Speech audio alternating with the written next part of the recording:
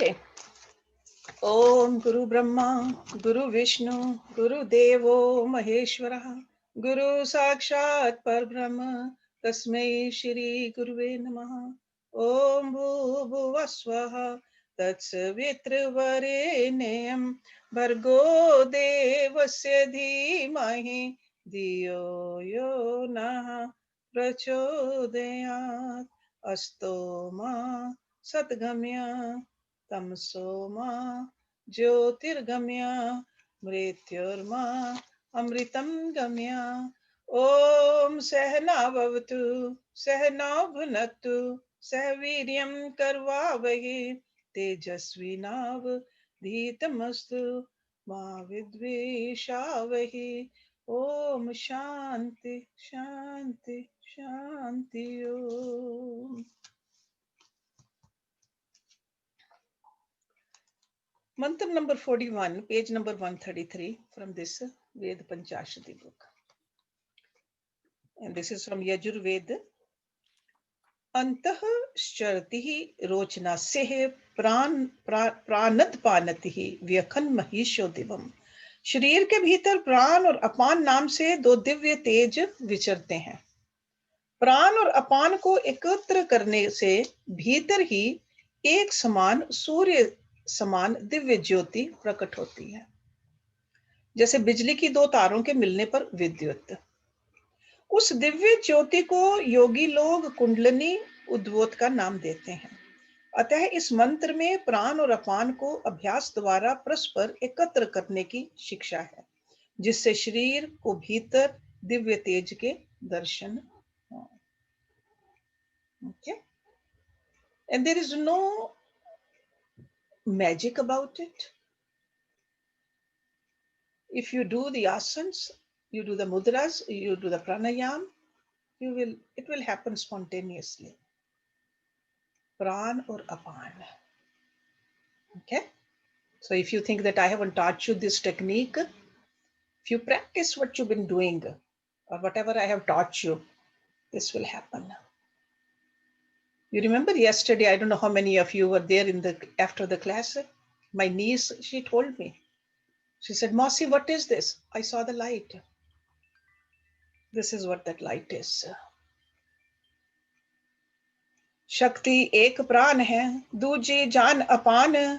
प्राण हृदय में बसत है, गुदा मध्य अपान. तीन और भी जान लो, व्यान समान उदान. व्यान व्यापक देह में, नाभि मध्य समान. पंचम तो उदान है, कंठ मध्य जो होए. जीवन के आधार वे, जाने जन हर कोए. प्राण अपान विशेष है, जब मिले ये मीत. शक्ति जागृत होए तब, जिस समना कहीं चीत. तन के मध्य प्राण पहचान, पांचों के तुम नाम लो जान. शक्ति सभी की शक्ति को जो जाने, योगी ज्ञानी उसे जग माने. Okay, today's day is for Astavakra Gita. We are on chapter 18 and verse number 29. यस्य अंतः स्यात् अहंकारा न करोति करोति स. निरहंकार धीरेन न किंचित अकृतं कृतं. Yasya means whose, antah within. Sayat is ahankar, the sense of ego. Na karoti, not acts. Karoti acts. Sa means he. Nirahankar dhiren. Dhiren means the wise. By the wise one who is free from the sense of ego, nirahankar. As long as we are under the grip of the ego, we cannot call ourselves wise. Nirankar dhiren. Na kinchit, not anything. Akritam, undone. Kritam, doing. He who has the ego sense in him, within, acts, even though he does not act. So that means he acts mentally, even though he does not act physically.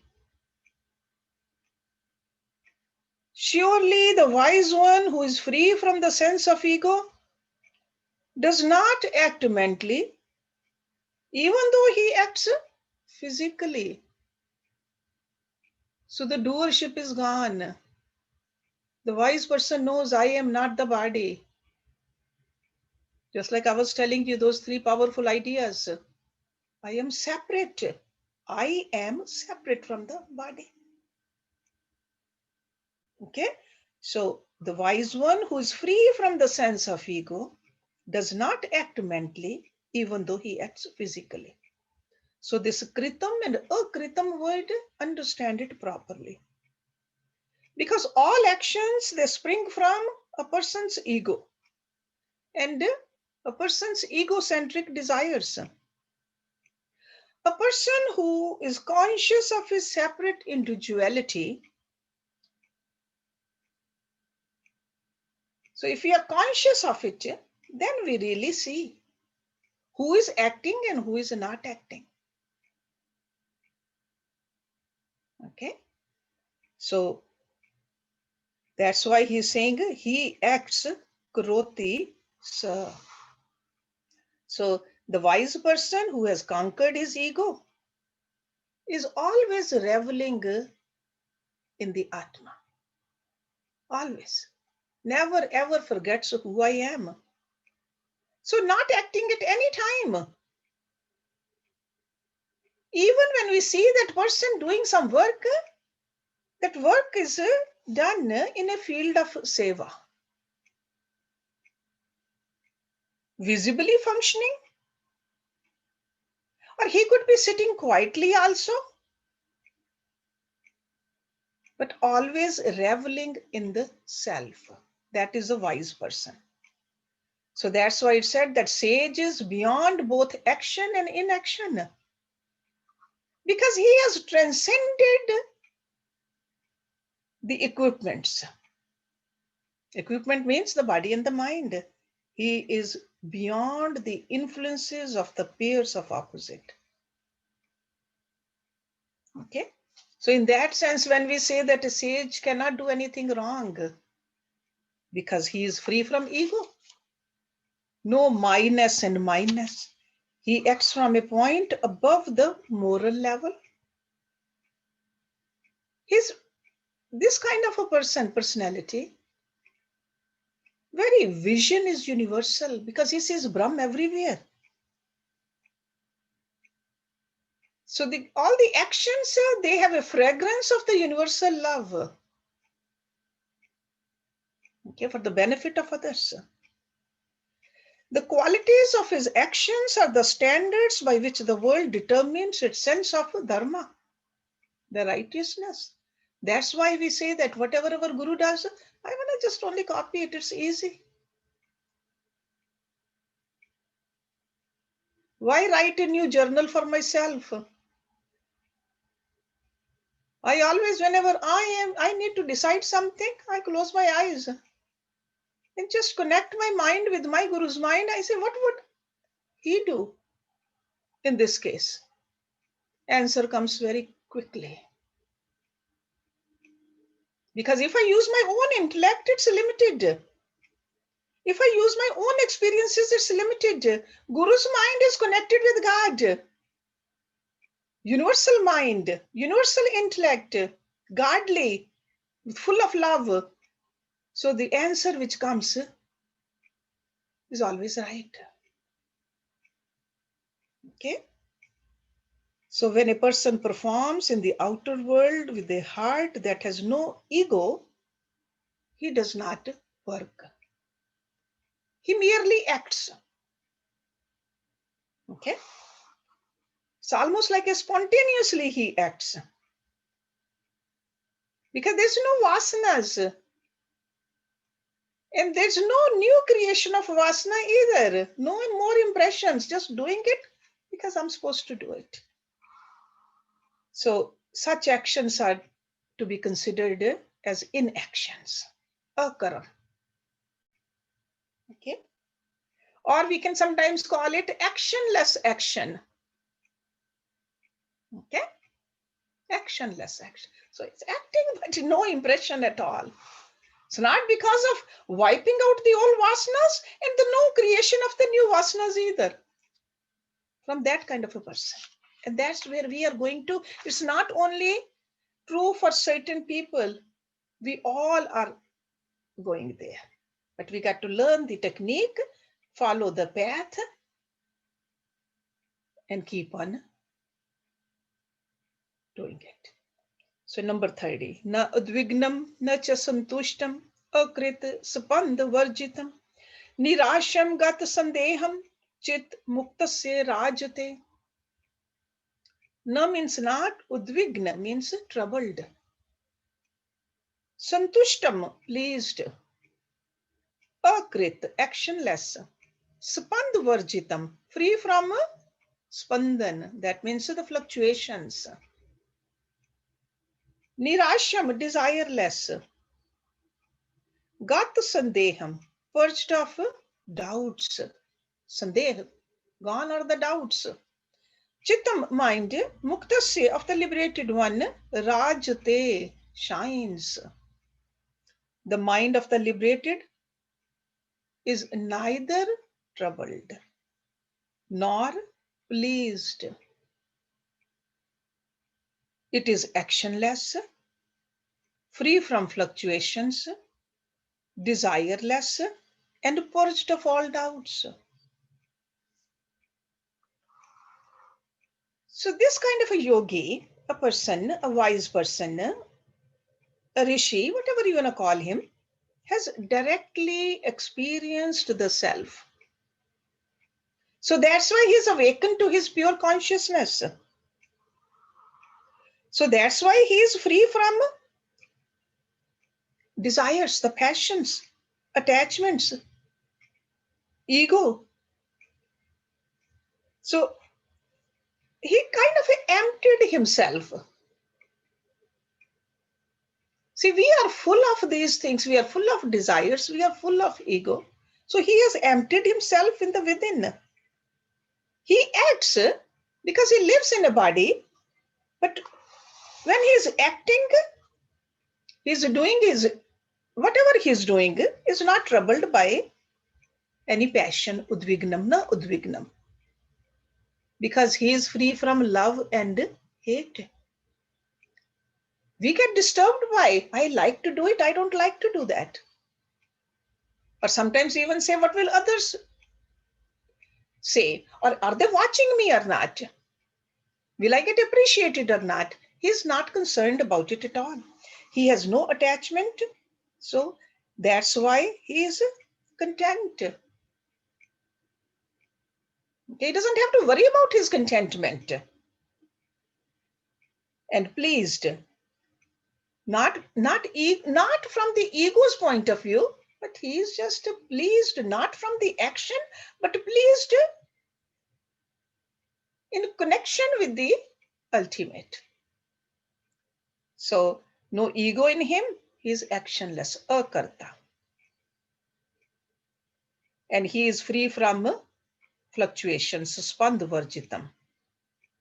So what do we learn from this? We have to check ourselves. How far away we are from these fluctuations of our mind, or how easily we get disturbed by any of it, or where are we looking for our contentment? From the world, or are we just content? There's no even question about it.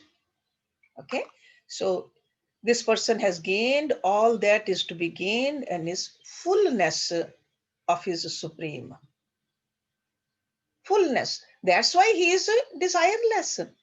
Because whenever we have desires, that means there is some kind of incompleteness in us. We think by having it, by doing that, I'll feel complete. So he has found his completeness in the real complete. Okay.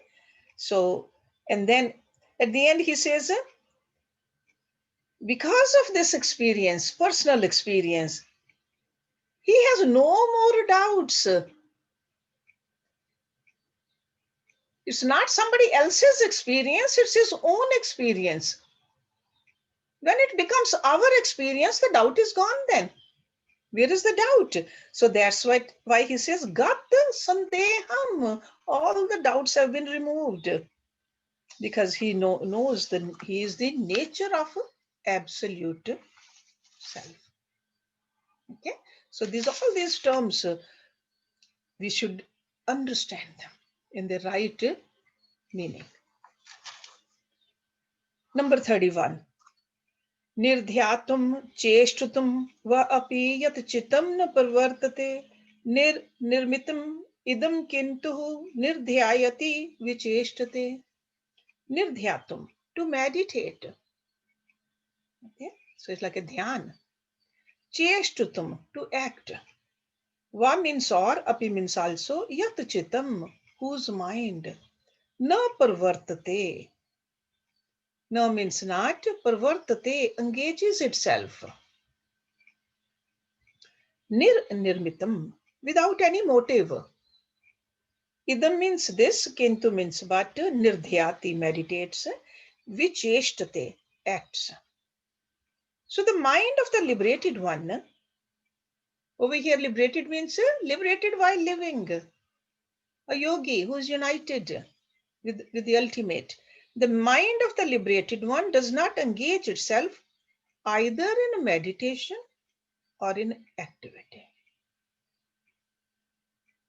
It becomes meditative and active without any motive, spontaneously. That's what it means. See, we try to meditate, we want to get rid of the vasanas, there's a motive. Or sometimes some people even meditate because they want to get the physical benefit also. Blood pressure or some other problem they have. They say, I want to meditate. But this kind of a person is not trying to meditate, spontaneously meditating. He's not trying. So the liberated in life lives as the self. In the self, he dwells above the mind. He has learned how to transcend the mind. When we have transcended the mind, what is the meditation then? So in that sense, he says, the mind of the liberated one does not engage itself either in meditation or in activity. So activities are happening with the body. So mind has been transcended. Because meditation is the function that an ego can undertake for its awakening. Okay? The already awakened can no longer pursue meditation. Already awakened. It's almost like having reached the destination. How can we continue walking that road by which we have reached the destination? So in other words, you have always known meditation is a means, not the goal. So a person has reached the goal. Where is the means then? But we should not understand from here that this kind of a person is living a life the way we do. Because ordinary person is living a life while becoming a victim of the senses or the lusts of his body or passions of the mind and restlessness of the intellect. This person doesn't have that. There is a stability, constantly established in the state of his highest meditation, ever reveling in the self. So that's why I said earlier, it's like a spontaneously he is meditating. Spontaneously, he is the essence of his entire living. He is calm when he's working with his body. He is calm when he's resting also. So when he acts, we can watch this person. We watch the divine in action. If we ever get a chance to watch a yogi doing the duties, it's like a divinity acting. And when he's quiet, we see the divine at rest. Okay, so understand these verses from this higher perspective.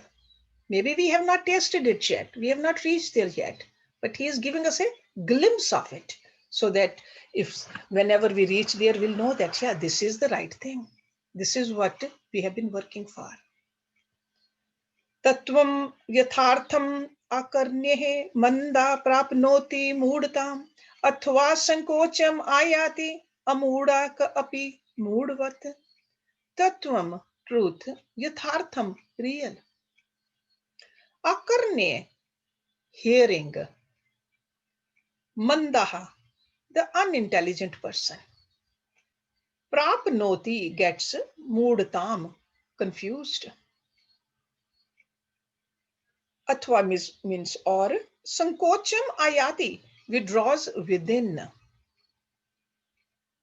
Amuda, intelligent person. Ka api, some, moodvat, like a fool. An unintelligent person becomes confused on hearing the real truth. So a mood person will get confused. But some intelligent person withdraws within and lives like a fool. Lives like a fool because we judge this person as a fool. Because what do most of the people do? They are awake towards this outer world. For this kind of a person, this outer achievements, outer allurements don't have any meaning. So that's why he said that some intelligent person withdraws within and lives like a fool. So it's almost like these verses are pretty subtle messages given over there. A direct reading will not make much sense to us. So that's why we have to think deeply about it. It's almost like um, a person who has just barely started the school, in elementary school even, because maturity is not there.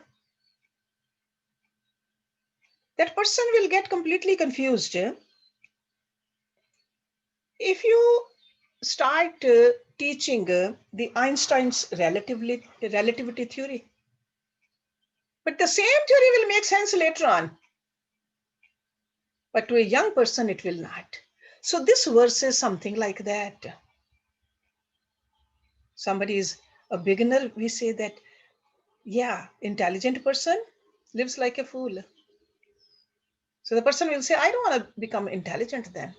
I don't want to live like a fool, because the subtlety of all of this has not taken roots yet. So the first word manda over here, the unintelligent, that person is whose thoughts are turned toward sense gratification. That is unintelligent. Because if the mind is turned, all the energy is turned towards outside, that means there's no energy available for serene and deep reflections, or even time for it. Somebody says, no, I have to watch a TV 5-6 hours a day. How can that person even meditate? Or even 3 hours a day, or even 2 hours a day. Somebody says, I have to have that. Okay, so such an unprepared student is sure to get confused with these verses. Yeah, so in that sense, he says, Akarne manda, they are not even ready to hear it. But the same discourse, the same verses which we are reading over here, when they are heard by a student who has prepared himself, With the help of all the necessary disciplines, the comprehension becomes easier and a person is ready to elevate. Okay, maybe we are not elevated yet, but we are ready to elevate if we do the proper things, because these sayings are making sense to us. So he's using a simile over here. When he says like a fool,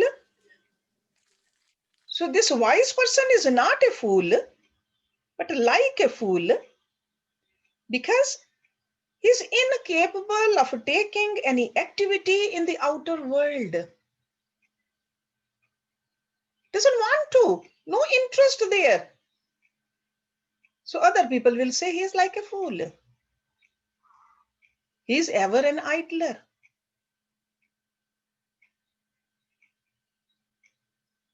In Yoga Vishishta also, we read similar kind of a message. Vayam tu vaktam murkhanam. He used the word murkh over there. Chitatme chetasam. He says, we do not know how to explain the truth of spiritual life to persons who are gross with uncontrolled senses or passions, who are drowned in lusty enjoyments. Bhog kardam magna nam. A person who is totally in that, so he is a fool. The other one looks like a fool. Okay. Number 33. Ekagartaha nirodha va moodhe abhyasate bhrisham dhira krityam na pashyanti suptvat swapade sthita. Ekagarta, concentration. Nirodha, control of the mind. Moodhe, by the fools or the ignorant. Abhyasate is practiced. Bhrisham, repeatedly. Dhiraha, the wise. Krityam, done. Done like anything to be attained. Na pashyati, not sees.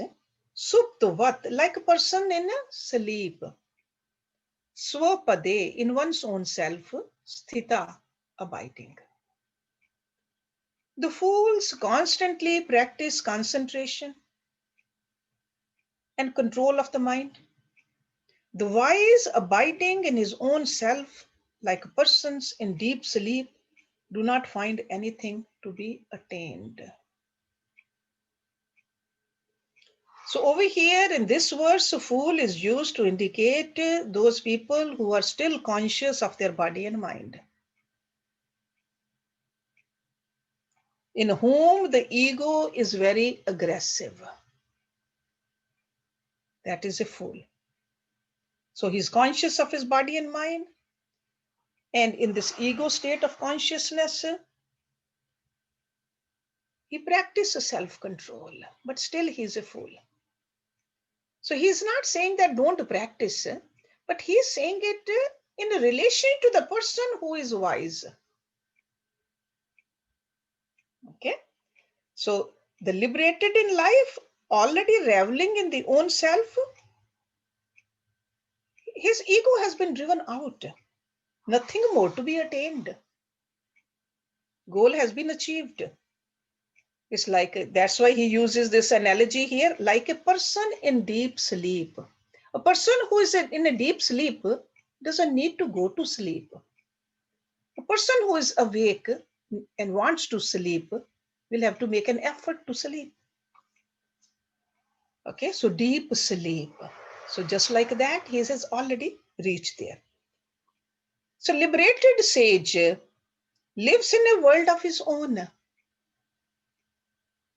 away from the natural fields of experiences,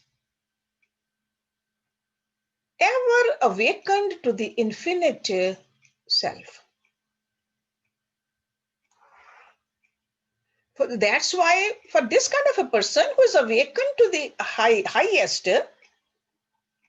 what is he to meditate upon? With what? because he has already transcended the mind. Because when we meditate, we are using the mind to meditate. He has already transcended that. What does he need to withdraw from? He has already withdrawn. All the temporary he has withdrawn. And he has reached his goal supreme. So that's why he said the fools constantly practice concentration and control of the mind. The wise, abiding in his own self, like persons in deep sleep, do not find anything to be attained. Okay? There's nothing but divinity everywhere. There's nothing else but the divine. Again, let me take your mind to Yoga Vashishta. One of the verses says, first through cultivated discrimination, our attachment dies away. Thereafter, aversions are removed from us, along with their roots. Thereafter, slowly, the very effort of meditation calms down. When he reaches that glorious state, where true discrimination, that means the self, really is. Okay, so there is a process, keep on moving up and up and up. So first discrimination is needed. What is real, what is not real? Which is not real, you detach from it. What is real, you keep on moving towards it. Once you have moved there, there's no more effort. You're already there. Okay. So apratyanat prayatnat va mudaha na apnoti nirvitim tatva nishche matrena pragya bhavati nirvritaha. Aprayatnat means from inaction. See, prayatan means effort. Effort to make and do the action. So from inaction, and prayatnat means from action. Mudaha, the fool, apnoti attains, nirvritim, tranquility. Tattva nishchay matren, simply by knowing the truth. Pragya, the wise one, bhavati becomes nirvritaha, tranquil.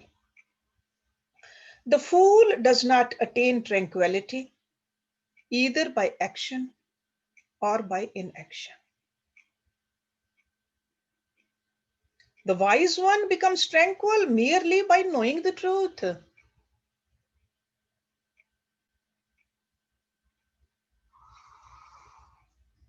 See, a person who is making an effort, prayatan or aprayatan, is extremely conscious of his body, that I am making an effort. I am making an effort with the body, I'm making an effort with the mind. And naturally, attention is always turned in catering to the endless, gross demands of the, or even subtle demands of the body and the mind, whenever you are making an effort. That's what's indicate here. He has indicated here by the term fool. So that kind of a person can never reach mental tranquility,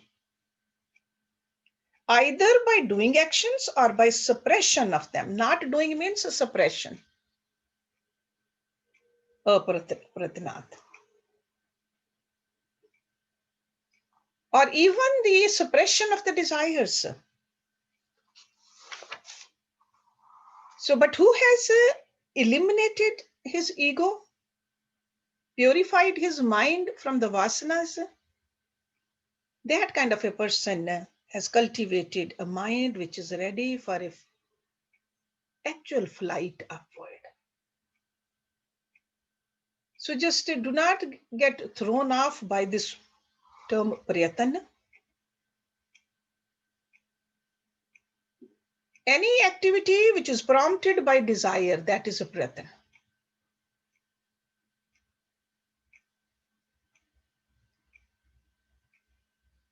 So whether it's with physical or mental, when we are suppressing it, then it's apriyatan. So by either one of these methods, we cannot reach the state of tranquility, which we need to experience in this spiritual realization. Then how do we do it then? It's by proper understanding that I am not the body, I'm not the mind. These are just equipments given to me. The sense of doership we have to detach from. It's not that we should not do the practice, that we should not do the meditation, but understand it in its proper light. So the deep import of this verse, if you go back to Bhagavad Gita, chapter 3, verse number 17.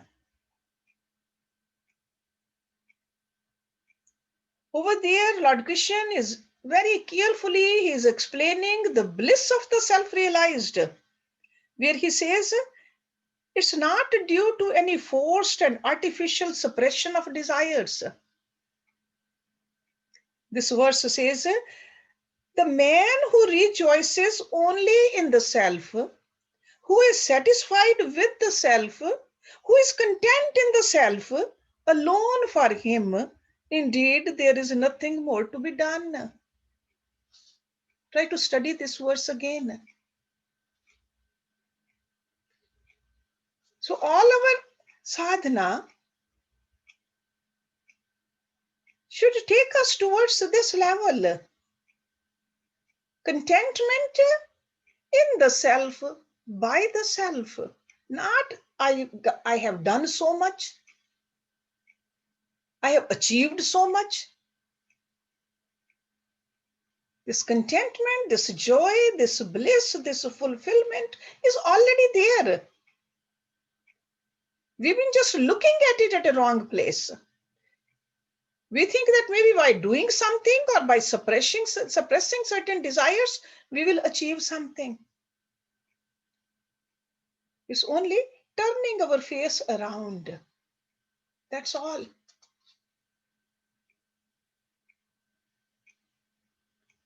You remember that story often we read or hear about? A person was inside the house and lost his car keys. Looking around, cannot find his car keys. It was a little dark inside the house. He goes outside. There's a lamp post. He started looking over there. Maybe my car keys are there. There was a wise person who comes over there and asks him, what are you looking for? He said, my car keys. He said, where did you drop them? He said, inside the house. Then why are you looking outside? Because I see lamp over here. Looking at the wrong place. Light is there, but the car keys are not there. The same thing. This is who I am. We cannot find this by doing something. Okay, just turning our face around. So let me read this. I just love this verse of Bhagavad Gita also. It really shows it in a very clear way. The person who rejoices only in the self. So that means we need to rejoice because that's our nature. But in the self, we think that we can rejoice in the objects, in the places, in the self. Who is satisfied with the self, who is content in the self, then key word is over here, alone. In Sanskrit, the word is ev. But we think that sure, there is a contentment and happiness and joy here, but it could be there too. But we got to remember ev word, he only. See, when we sing the Aarti, morning, evening, Towards the end of the arti, what do we say? Tvamev mata. To pita tvamev. Right? Over there also this ev word comes. You are the only mother, you are the only father.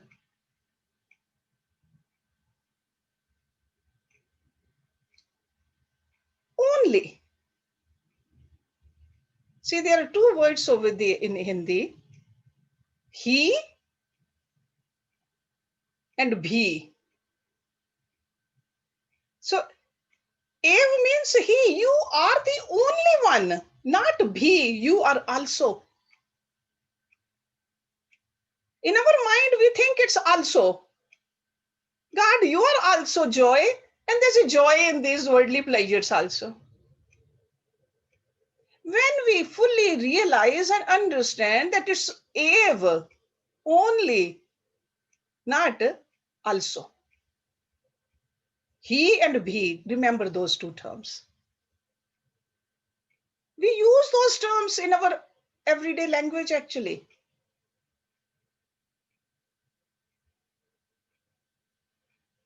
Okay, so by the man who rejoices only in the self, who is satisfied with the self, who is content in the self alone, for him indeed there is nothing more to be done. That doesn't mean he stops doing it, he's still doing it, but the doership is gone. Let me do one more, then we'll stop.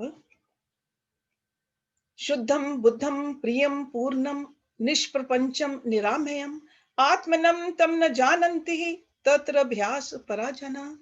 Shuddham, pure, buddham, enlightened, priyam, beloved, purnam, perfect, nishprapancham, beyond the visible universe,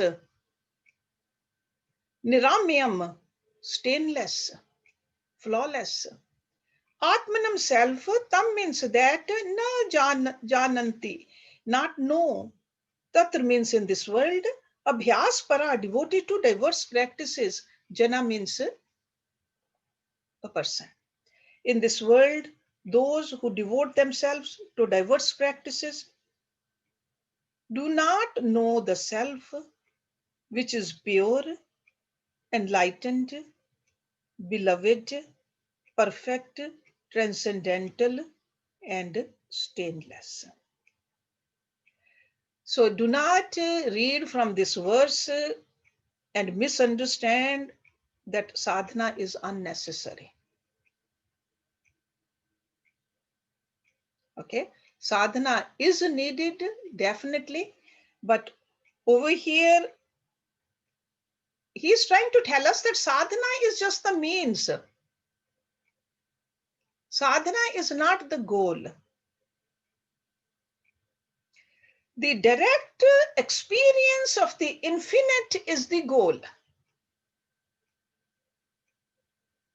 If you just keep on switching from one sadhana to the other sadhana, that no, I have a better sadhana now, and then you are just losing your time, and there's no experience of the infinite. Because often we confuse ourselves. See, just like in ordinary life also, like money, earning money. Is money the goal or the means? Got to think about it. Money is the means for happy living, comfortable living. But there are some fools who mistake the means for the end and get exhausted in their worry for and anxiety of collecting money.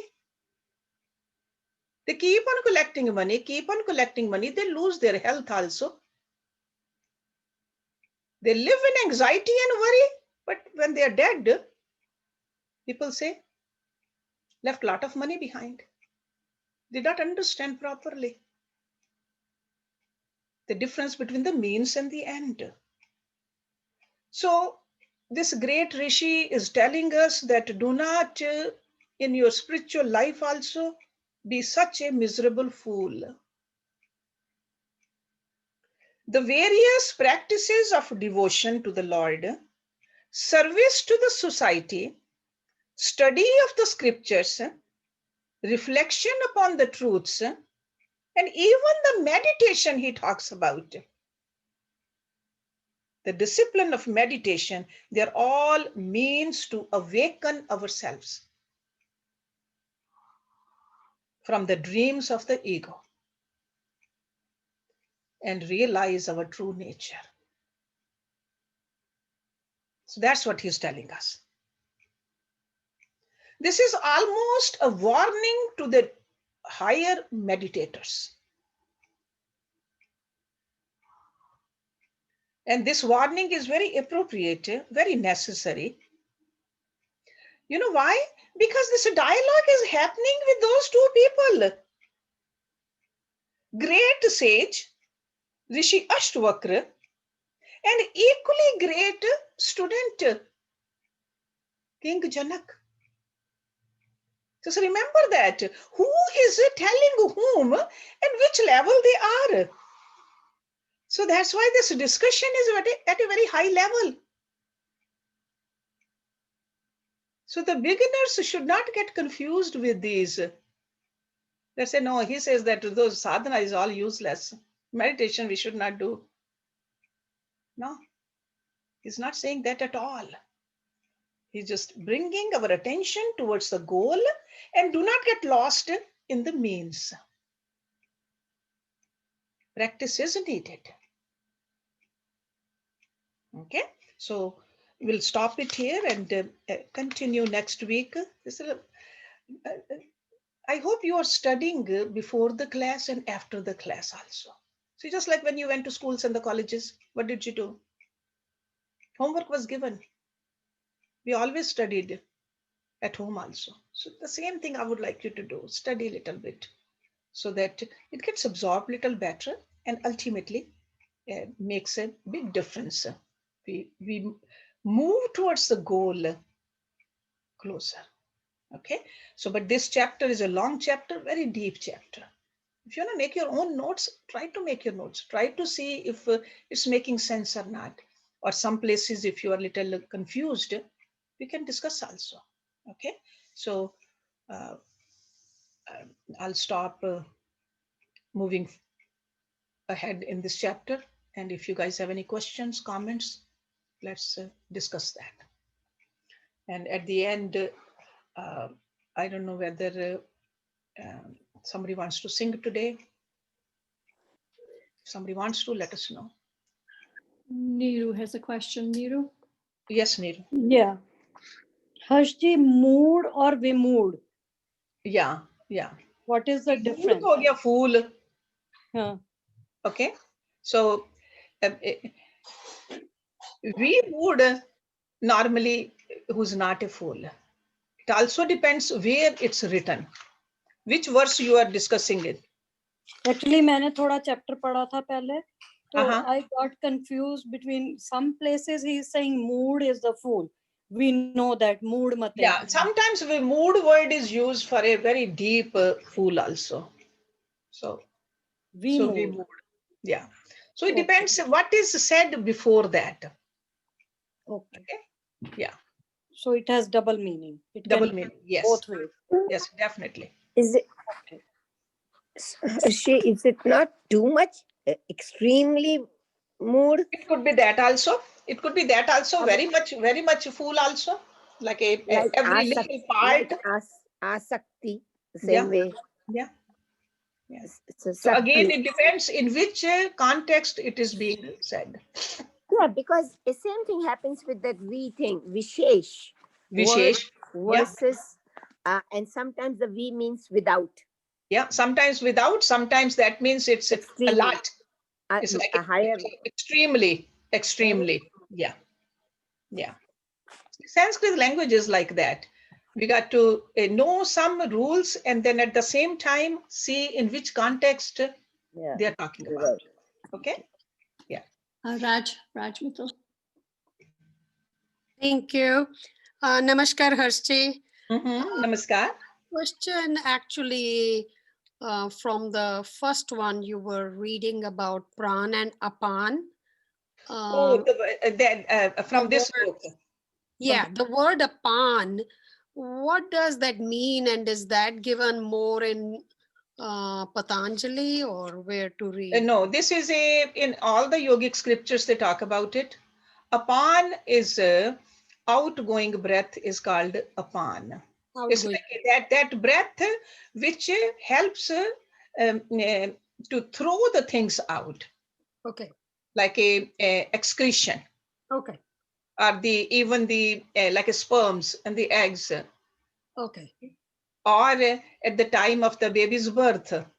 Okay. Okay, so that is anything when it's just thrown out of the body, that is apan vayu. Okay, Thank so you. pran is incoming, apan is Outgoing.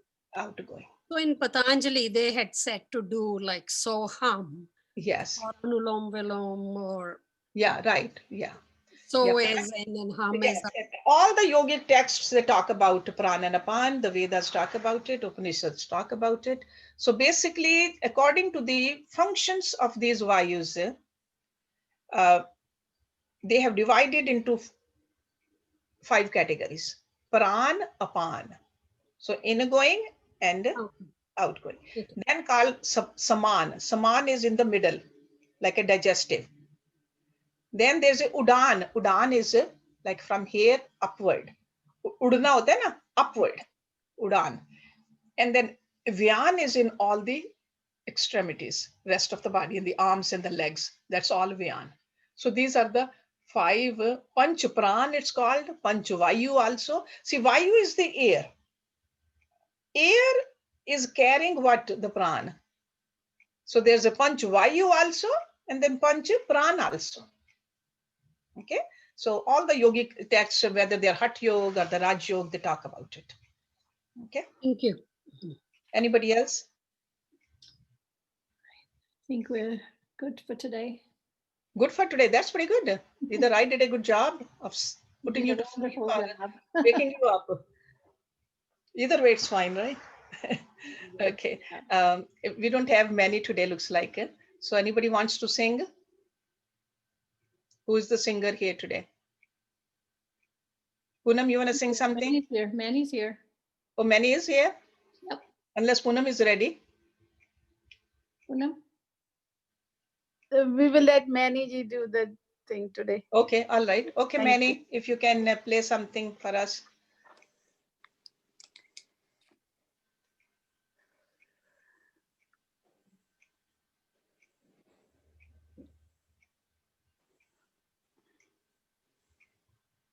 Jyoti, I don't think he's listening. His name is there, but I don't think him. Let me just do the Shanti mantra, and by the time, if he doesn't come, then we can end the class then. Okay? Yep, he's there. Oh, he's there now? Yeah. Where is he? Manny. I Manny. don't see him. Okay. Om Purnamada Purnamidam Purnamudachyate Purnasya Purnamadaya Purnameva Visheshyate. Om Shanti Shanti Shanti Om. Somebody asks you why 3 Shantis, you all know that now, right? Why do we say 3 times Shanti? Right? You should know that. हो सकता है बच्चे पूछें या बच्चों के बच्चे पूछें या कोई और ही पूछे why 3 times.